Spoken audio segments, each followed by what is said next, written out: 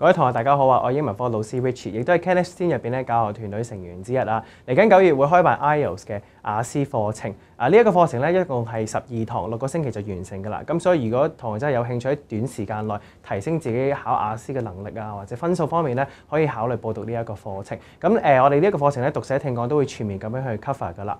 各位中六嘅同學仔，大家要注意啦！假如出年我哋放榜嗰陣時候，英文科成績係未如理想嘅，但係之前你考咗 IELTS 嘅考試啦，有咗一個優異嘅成績咧，咁啊可以做定兩手準備啦。for 一啲大專或者其他大學咧，作為一個參考，咁變咗就一定可以增加大家入大學嘅機會啦。咁至於課程配套方面咧，讀寫聽講呢4份卷啦，都會有不同嘅書仔啊練習咧拍翻俾大家去做嘅。咁至於考試咧方面咧，老師咧都安排呢一個嘅模擬嘅考試練習課每一位嘅同學仔嘅。當個課程完咗之後咧，咁大家就會可以享用呢一個服務噶啦。好，咁呢一個 IELTS 嘅課程係內容非常之豐富啦，亦都係咧7分保證嘅喎。咁啊，希望嚟緊課堂會見到你哋。